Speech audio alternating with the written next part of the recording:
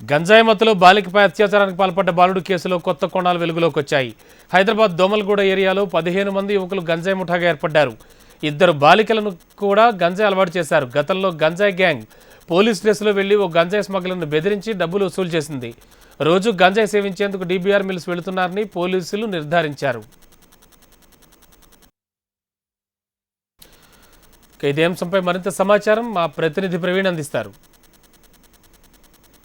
గంజాయి గ్యాంగ్ కేసులో ఇప్పటికే కొత్త కోణాలు కూడా వెలుగు చూస్తున్నాయి.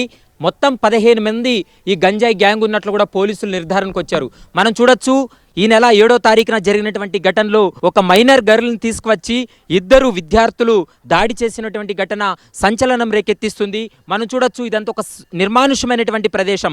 ఏదైతే ట్యాంక్ బండ్కు సమీపంలో ఉన్నటువంటి నిర్మానుష్యమైనటువంటి ప్రదేశానికి తీసుకువచ్చి ఆమె పైన అతి కిరాతకంగా దాడి చేసినటువంటి ఘటన ప్రస్తుతం కలకలం రేపుతుందని చెప్పుకోవచ్చు.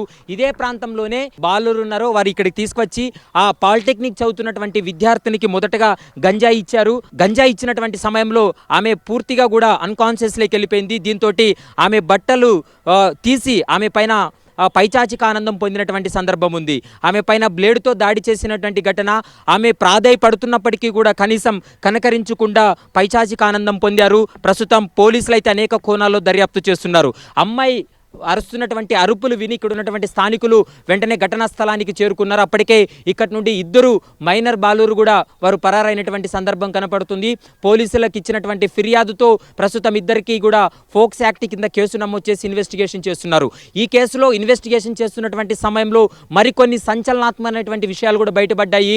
వీరందరూ కూడా గంజాయి సేవిస్తున్నటువంటి సమయంలో కొద్దిమంది ఒక టీమ్గా ఏర్పడి పోలీస్ డ్రెస్లో వెళ్ళి గంజాయి స్మగ్లింగ్ చేస్తున్నటువంటి వ్యక్తి ఎవరో ఆ డీటెయిల్స్ తీసుకున్న తర్వాత ఆయన దగ్గరికి వెళ్ళి బెదిరింపులకు దిగారు. అతనితో ఉన్నటువంటి 1/2 కిలో గంజాయిని కూడా వీరు స్వాధీనం చేసుకొని దాన్ని ప్రతినిత్యం కూడా వీరు గంజాయి తీసుకునేవారనేది కూడా పోలీసుల విచారణలో వెల్లడైంది. మొత్తం 15 మంది కూడా మైనర్ విద్యార్థులే. వీరందరూ కూడా ఇదొక గంజాయి సేవించడానికి ఇదొక అడ్డాగా మారిందని చెప్పుకోవచ్చు.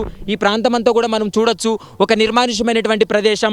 ఇక్కడ మద్యం సేవించడం, తర్వాత అసాంఘిక కార్యకలాపాలు కొనసాగించడం. ఏదైతే మనం చూస్తున్నటువంటి ఈ కేసులో మాత్రము గంజాయి సేవించడానికే ఈ ప్రాంతానికి వచ్చేవారనేది కూడా పోలీసుల నిర్ధారణకు వచ్చారు. ప్రస్తుతం అనేక కోణాల్లో దర్యాప్తు అయితే కొనసాగుతుంది. అయితే మైనర్ బాలికపై దాడి చేసినటువంటి ఘటనలో 2 వ్యక్తులు ఉన్నట్లు కూడా ఇప్పటికే పోలీసులు కూడా గుర్తించడం జరిగింది. ఆ 2 వ్యక్తులు కూడా వారు కూడా మైనర్ విద్యార్థులే అన్నట్లు కూడా గుర్తించారు. ప్రస్తుతం ఈ కేసుకు సంబంధించి అనేక కోణాల్లో దర్యాప్తు చేస్తున్నారు.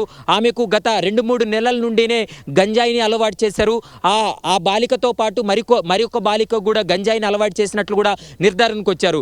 ఏదైతే ఆమె పైన అత్యాచారం చేసినటువంటి సమయంలో ఒక వీడియో తీశారు.